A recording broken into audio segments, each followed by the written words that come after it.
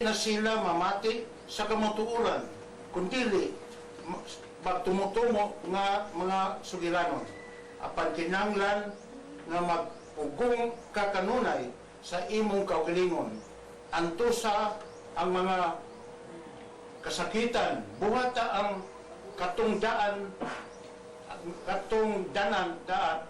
danan sa usaka magwawali sa maayong balita ug tumana ang imong una-una na ang takna nga iula ang akong dugo. Panahon na nga mubiya ako ning kinabuhian.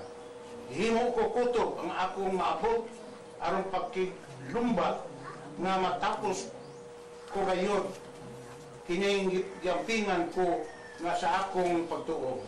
O karon gitagana alang kanako ang ganti sa kadaugan, ang pagpurong-purong sa mga pagkamatarong nga miadto unya atong adlaw iganti kanako sa Ginoo. Kanako lamang kun dili sa tanang gayud nga nagpaabot sa iyang pagpadayon ang pulong sa Ginoo. Salamat. Salmo responsorio, awiton ko ang imong kaluwasan. Awiton ko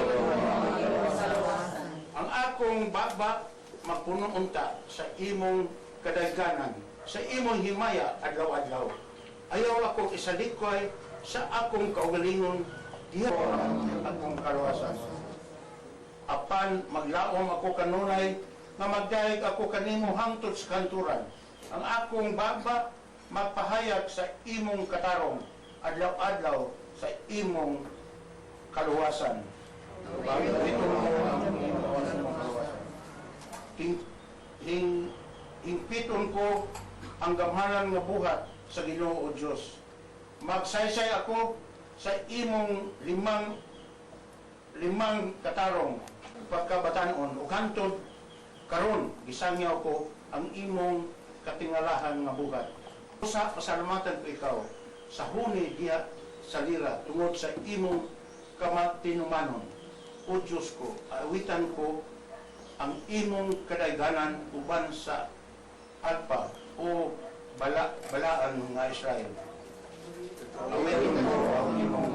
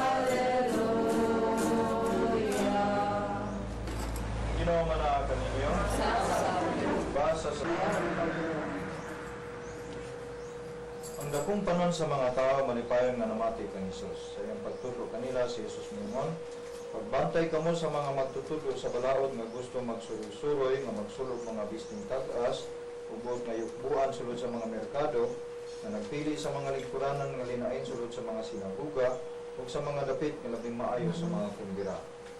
Nanglupig sila sa mga byuda ug nangilog sa ilang mga katigayunan. Unya magpasundayag tag-as sa mga pag-ampo atubangan sa mga tao. Labi pa makalilis ang ilang silot. Samtang naglingkod si Jesus doon sa panulanan sa templo, naniid siya sa mga tao nga nanghulog dito sa ilang mga halay. Dagang dato nga nanghulog dagang kwarta.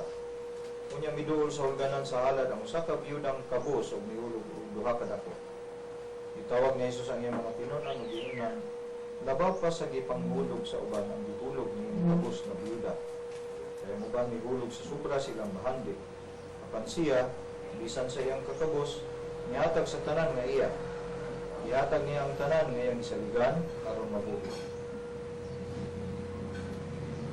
Mga igsoon ng Ebanghelyo sa Ginoo.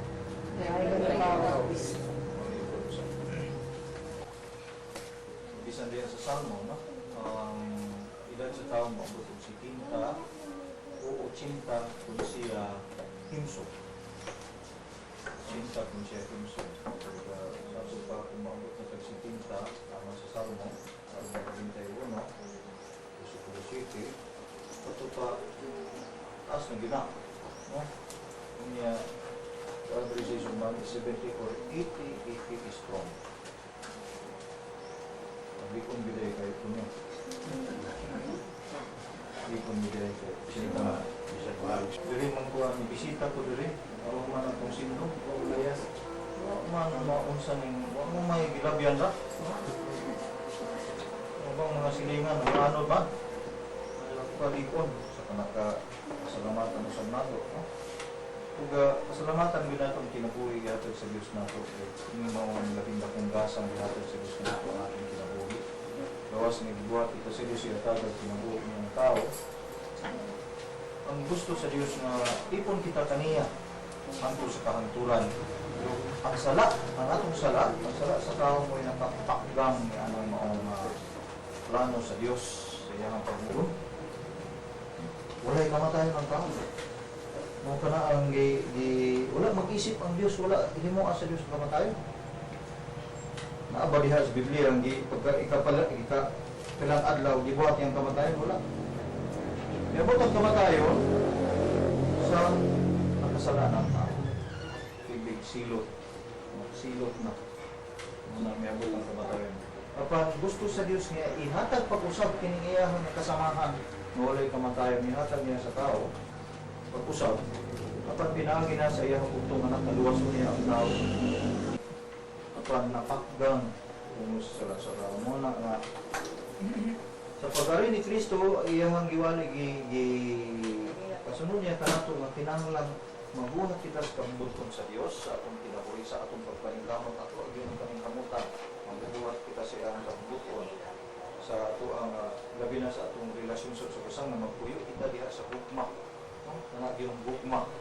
Kaya gugma ang ipabati ni Kristo sa iyang sa tao. Ipakita sa anak sa Diyos, ipadala sa Diyos, ipakita niya kung saan iparang ng garbo ng unang sala sa tao. Ang mga pagpaubos mo ng gikan sa pagkatao sa atong Ginoo hangtod sa iyang kamatayon, tanan pagpaubos. Isa may natawag na ito, tangkal. Ginoo, natawag tangkal.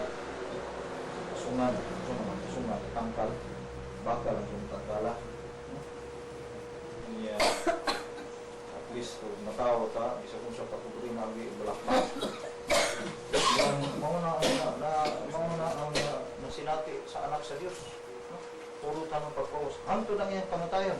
Usap kamatayon, maubos sa tanang kamatayon. Nga naman, kaya yung lansang sa krus, niya itong panahon ng katulang. Grabe kayong pringinan. Murang lansang sa krus. Sa ito ang panahon ni Kalibutana. Kung nagpasalamat kita sa Diyos, hindi kinabuhian. Nagpasalamat kita sa kinabuhi. Gihatag niya kang Antonio. Karong magawa, Kuchinta. Kuchinta. Yung di-advance na ako. So,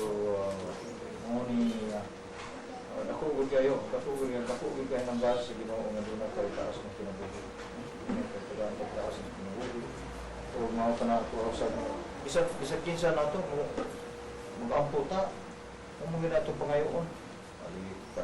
Puyo sa kalinaw, maayra itong lawas, mataas atong kinabuhi, isang ganit ka ito na kanabang magpuoy-puoy na, kanabang hilugan na ako, nga lubos na ganit ako, anit padri. Iyan po padri, nga lugwayan pa sa Ginoo ni atong kinabuhi. Lugwayan pa magantos. Umakanaw po ko, Uy ka mabalaw, dihag-hapit na ganit ka, dilig mo ginawa, yan, lugwayan pag yun. Mag-ampo na lang tayo, ang mudawat na lang tayo, kung sa ginukitaan, pila na may mga edad, nabinta isa, sakto na na.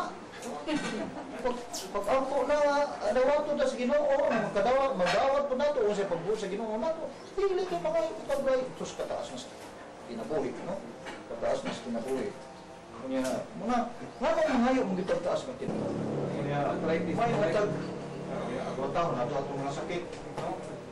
Ang tao ga, itong unang estado sa tao na ihatag sa Ginoo pag sa tinabi ni Kristo, mo ka lang ibalik sa Ginoo.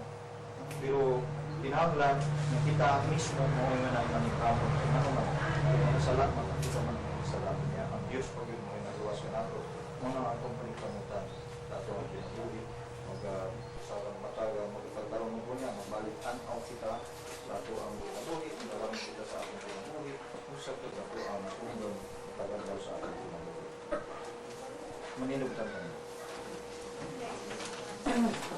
kita sa Ginoo. Alang kanila nga anaa sa kalisod ug ang mga nagmingaw nga ang Dios maghutay kanila pinaagi sa atong mga maayong buhat mga muyo kita sa Ginoo. Alang kanila nga nanag-una kanato diha sa pagtuo nga maangko na nila ang kapuno sa kinabuhi mga muyo kita sa Ginoo.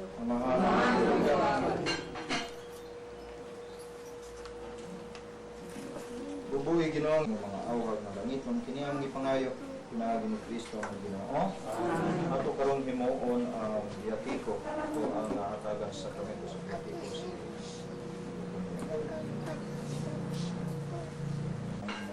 saan sa dunya Ginoo sa tao niyaga.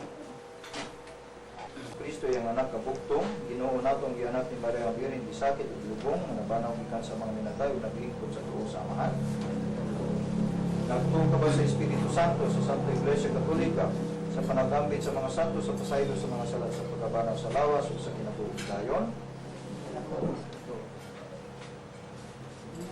Maigsoon sang piton ta sa tibuok kasing-kasing atong Ginoong Kristo.